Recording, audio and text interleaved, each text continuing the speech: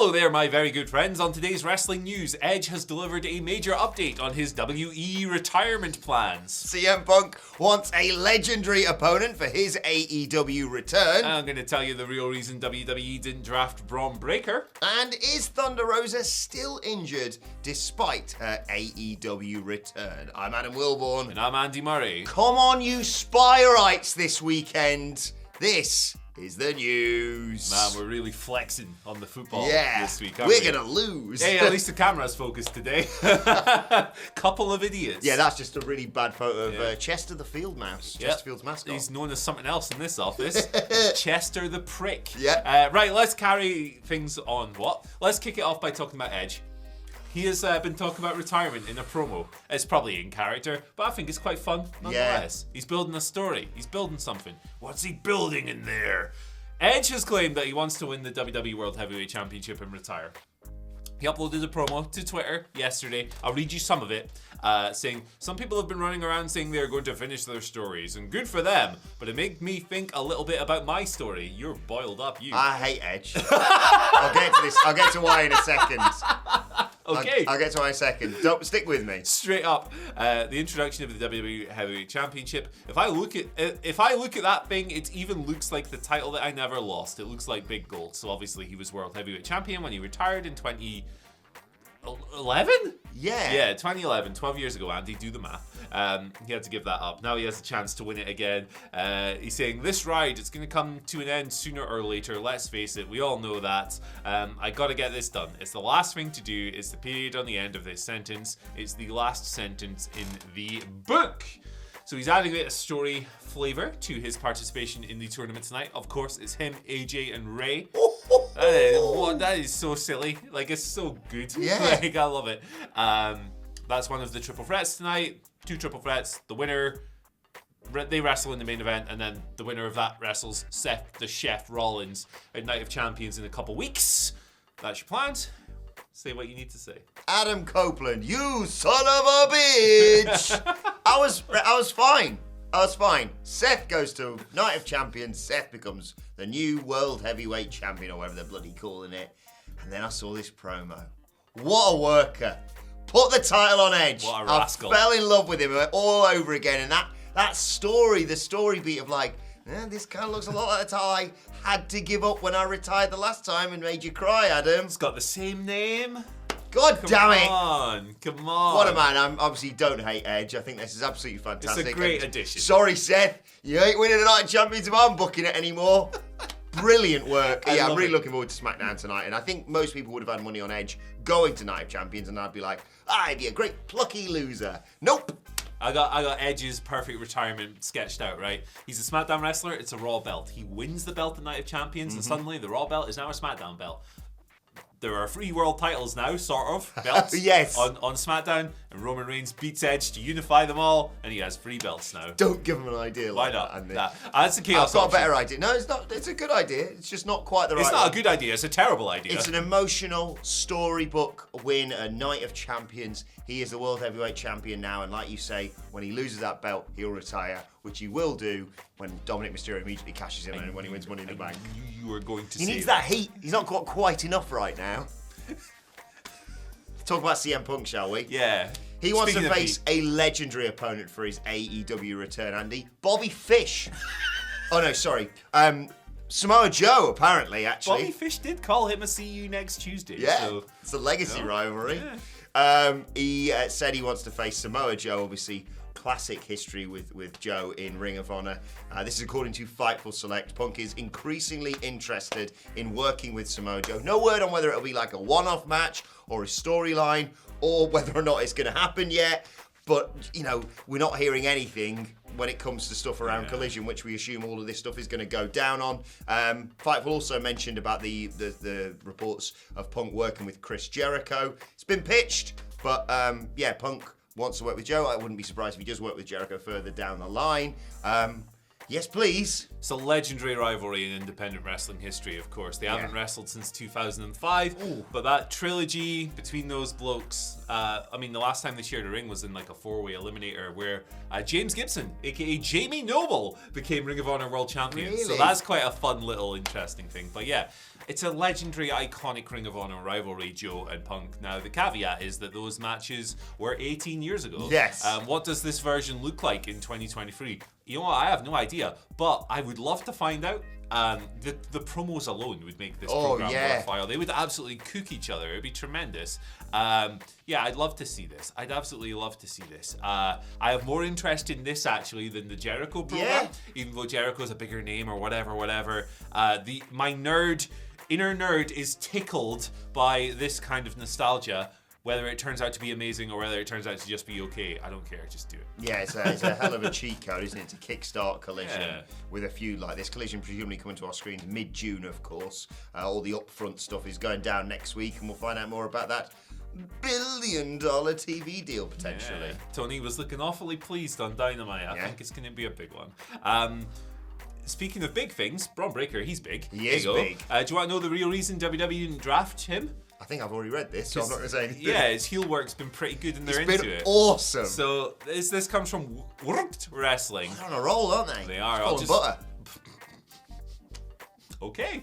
I'll just read the report to you because it's short as all. It's Twitter, of course it's short. Although now some people have the ability to tweet like millions of That's not what I signed up for, that. Is that the full 140 characters, me? Bring it back, man. 70 for me, honestly. That's all the important things I have to say. Regarding Bron Breakker going undrafted, we have heard that there were tentative plans to draft Bron to the main roster, but officials are so impressed with his heel persona, he remained in NXT to better cultivate his character. There are tentative plans to call him up after SummerSlam. So the heel thing is like, his reactions were like organically souring in the Performance Center leading up to Stand and Deliver, and then you got to Stand and Deliver and the crowd was chanting Mello all night when he faced Carmelo Hayes, so it was like, okay, gotta turn him. It's just good booking.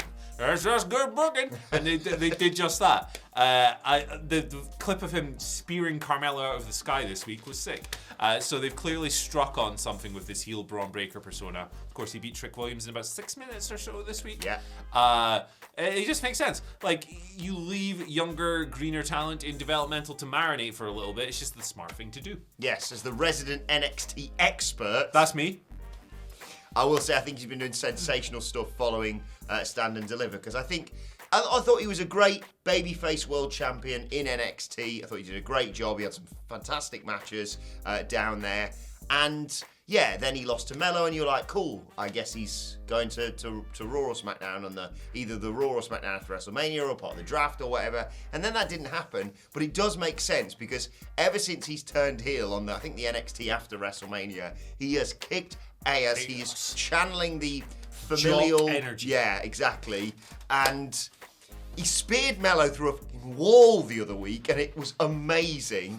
There's a bit of me that's like, maybe you put the title back on him at NXT Battleground, because it's such a good shift in character for him.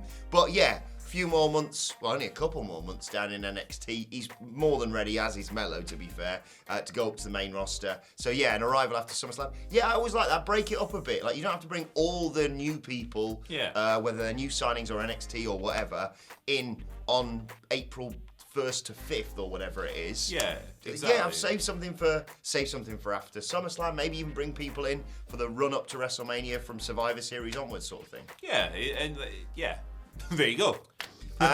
From a debut on the main roster to a return, Thunder Rosa. She obviously appeared on this week's episode of AEW Dynamite, sneaking into TK's office alongside Miro. But she may not yet be cleared to wrestle. She's been out of action, of course, since August 2022. And Dave Meltzer on Wrestling Observer Radio said the former AEW Women's World Champion's back injury is still, quote, really bad. She has been weekly tapings. Obviously, she's been doing commentary and stuff for ages now. She's been training in the ring, but she is hurting a lot, and her back isn't better yet. Meltzer was not of the impression that Thunder Rosa was ready to return so quickly. I read this, Andy, and I think she's sort of getting there, but she's not going to be, working a match. But just because you're injured still doesn't mean you can't involve yourself in an outcast, original storyline. So I wouldn't be surprised if she nailed someone with a kendo stick after the 6 woman next week. But yeah, don't see her being pitched to work Double or Nothing, for example. Yeah, it's interesting. I don't see why you would bring someone back if they're not able to at least perform some kind of role on TV. So obviously I hope that she is better and working towards like being cleared and all of that stuff if she isn't already. I'm not sure. I wouldn't get her involved in anything until she is cleared because, how long's a piece of string with injuries, right? You might do an angle where she hits someone with a kendo stick or... You don't want to exacerbate anything either. Yeah, well, that's it. But then you might not be able to pay that off for like 4 months. Yeah. Who knows? So, we'll see what happens. Obviously, we hope she's back in the ring sooner rather than later because she's just really great. Get well soon, Thunder Rosa. Injuries are bad. Yeah, she kicks ass. Hot take, injuries are bad. Right, let's move on to your wacky Friday Twitter questions. Whoa! Chester the Fieldmouse pitched for these yesterday. Chester the Pester. You can tweet them out as @WhatCulture WWE. Loads to get through today, Andy. Oh. David Dalgleish kicks us off. Hey. If there was a wrestling episode of MasterChef, who would be on it and what dishes are they serving? Winner gets a steel cage match with Greg Wallace. Baron Corbin cooking a steak like he cooked me on Twitter that one time. Boring answer, but that's one of them. A big boss man, serving up dog. Why not? The boogeyman make you a nice warm lasagna. And let's not forget WhatCulture's very own Michael Sidgwick with his signature dish, beans. Loves beans, hey, that listen, boy. Michael Hamflett with his signature dish, lettuce. Lots of options. Lots of options right here. Combine the two. What have you got? A disgusting dinner.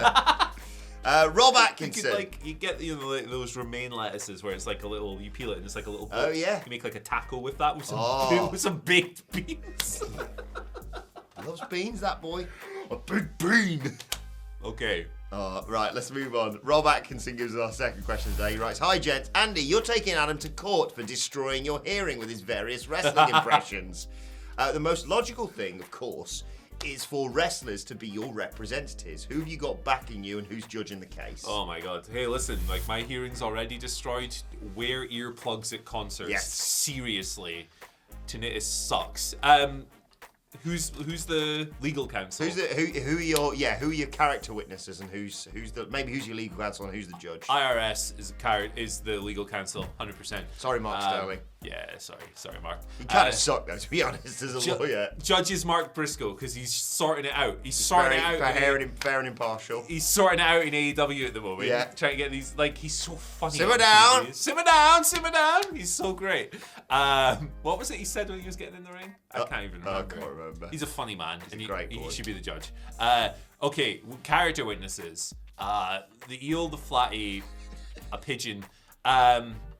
Man, I don't know. I don't get. Are you scared if you book any of the wrestlers I do impressions of, they're going to say he's nailed this? Yeah, absolutely. The Fiend. He'd look after me. The Fiend and Bobby Fish. There you go. Bobby Fish. Alistair Overeem. Makes sense. That famous wrestler. Sure. Okay. What? I think the Fiend would somehow incriminate himself on the witness stand. You imagine him sitting in the courtroom in his Do it again. Murder. Matt Smith says, "Happy Friday, legends. One for Andy because he's such a Warhammer expert. You've just become the new leader of the human race. Oh. Which 9 wrestlers are you taking with you to 9? lead your armies on a crusade of galactic conquest?" Ugh. Mark Briscoe again. Mark Briscoe. Yeah. Papa Briscoe. He counts as a wrestler. I got two so far. Satnam Singh because no one's taking him down. He's just gigantic. Okay, who else have we got? Commander, because he could be ranked, because he's literally a commander. There you go. Sergeant Slaughter for the same reason. 4 more. And then the entire House of Black, because they're great. And, people would run away from them because they're scary. And they're great. Imagine that.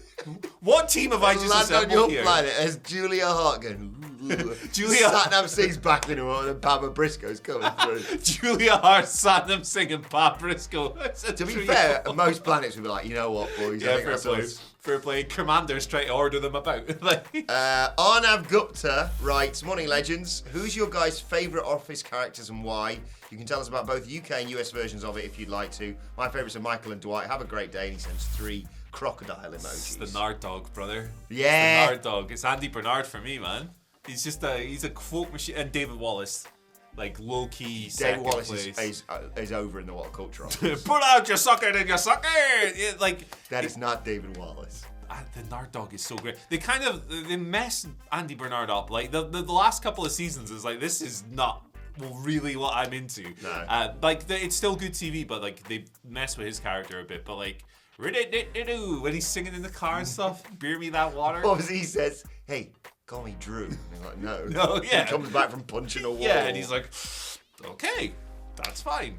I've got one guy, and he's the absolute goat, and his name is Stanley. Did I stutter? Stanley rules. I love that man. I've watched the Stanley compilation. You know, like the bit where his face it's cinema.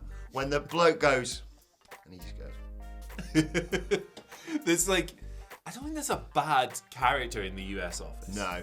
Like, everyone's great. Like, the UK office, I really like it. But not as much as the US one, definitely not. Yeah, I think you know, you don't get obviously the US office without the UK office, but it's really weird. I was so close to going, I'm not doing this. Yeah. And it took me years to actually watch the US office because I watched that first episode and I went, oh cool, so it's a shot-for-shot remake. Yeah. You have to get past like the first 6 episodes or so. And a weird bit, you're like, what's going on with Steve Carell? And you're like, okay, there he is. Yeah, and he gets the hair implants and stuff afterwards. I'm like, ooh, Steve, that's not a good move. And then he wins me back. Right? Yeah, it's good. All right. It's good stuff. There's so many good, man, like Creed.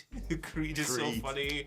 Like, Gabe, that idiot. Like, everyone rules. Yeah. It's a great show. Carl Long, final question. Right, it's flipping Eurovision this weekend, guys. Yes! Which country do you want to win it, or could you not give 2 flips? I mean, generally I can give 2 flips because I exclusively listen to music that sounds like a toaster being thrown in a bath. Yeah. But Eurovision, the time I felt the most affinity for Eurovision was when Finland won, and it was Lordi. Yeah. Remember them? I went to see Lordi live. Did you? 3 months later, and they had like a castle. They had like rocket launchers and fireworks and stuff, and they were all in their monster costumes. The thing about the lead singer, Mr. Lordi, his costume is so ridiculous he can't lift his arms up. So he was trying to get the audience clapping, and he was like this. Like a seal. Like a seal. And it was ridiculous. It was so much fun. So Finland should win if they're even in it. Yeah, I love Saturday night Eurovision, but I don't watch the semi-finals because I don't want to spoil it for myself. I want all the madness in one go on one night. Shout out to another Eurovision entry that I've been to see with WhatCulture's Phil Chambers and James Dowse, formerly of this parish, Daddy Freyr, who is genuinely a fantastic musician. Check him out if you haven't already. 10 years, absolutely great song. And so I'm going to go just whatever's the weirdest. Yeah. Any monsters this year? Those Italians were good the other year as well. But also, shout out to Sam Ryder, bringing it home, sort of. Obviously, Ukraine won, but then we'll host this year. I'm going to Liverpool. You English are finally going to find someone that comes home? Yes. Wow. Yeah, what a hell I'm of a actually thing. going to Liverpool on Saturday. Oh. We're not going to Eurovision. We're going to soak up the Eurovision atmosphere, and then I'm going to get blind drunk at my friend's house. It's a European Cup final. Absolutely. And Chesterfield are going to lose the playoffs that day, so I'm going to need something to. Sunderland represent. If you're out in Liverpool, come and say hello. Unless it's after about 5 p.m, in which case I'll be in a very bad mood. Yeah. But I believe in you. Come on. There's a chance. They're far better than us, Chesterfield, but you could do this. Come on, Liam Mandeville. You're going to have a sad night, man. No, but it's fine, because if we lose, actually I wanted that to happen, because then we get to go to 2 away games next season at Hartlepool and Gateshead. So. Are you on the telly? Yeah, of course we are. I think we're on every channel, probably. Check it out, American viewers. All of them. We're on Channel 5, we're on Al Jazeera, we're on MTV, everywhere. Russia Today. Let's move on to today's and finally. Just something nice to cheer you up ahead of the weekend. You see this from Dax? He says, my biggest accomplishment in wrestling will always be this night. In her creative writing class, Finley was asked to free write an important moment in her life. She surprised me today with this. And she writes about her debut in AEW. Wow. My dad is an AEW worldwide wrestler, and I am Finley Harwood, his daughter. Go and read it. It's just lovely. It brought a tear to my eye reading that this morning. Yeah, just nice. Nice, wholesome content. More of this, please, on social media, and less being weird. Yeah. Was it Fight Like an 8-year-old girl? Yeah, that's great stuff, man. Great stuff. He's got a good sucker heart. for that. He's got a good heart. Hey, good guy, Dax. Right. Let us know your thoughts on everything we've discussed in the comments section below. Don't forget to like, share, subscribe to WhatCulture Wrestling, wherever you get your podcasts from. For daily wrestling podcasts, myself and the Dudley Boys sitting down to preview SmackDown and Rampage a little bit later on today. And of course, WrestleCulture with a hashtag Bloody Good Quiz coming your way. Thoughts, Twitter questions for all the guys at the weekend at WhatCulture WWE. Well, actually, you can follow both of us. You can follow Andy Murray at Andy H. Murray. The H stands for H. It comes after G. Whoa. Does it? Yeah, Alphabet. It does. EFGH. Yeah. Alphabet stuff. I remember Alphabet Castle. I remember Alphabet Spaghetti. Yes. I remember both of these things. What was the name of the turkey in Alphabet Castle? It was gobbledygook. That's it. Gobbledygook. Gobbledygook. That's the way the turkey goes. I have no idea what you're talking about. Oh.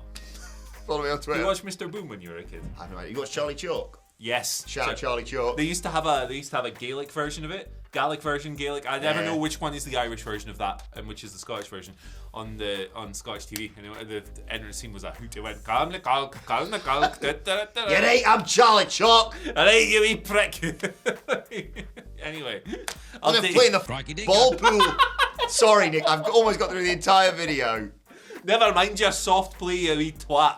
I'm good. Or for our American viewers, twat.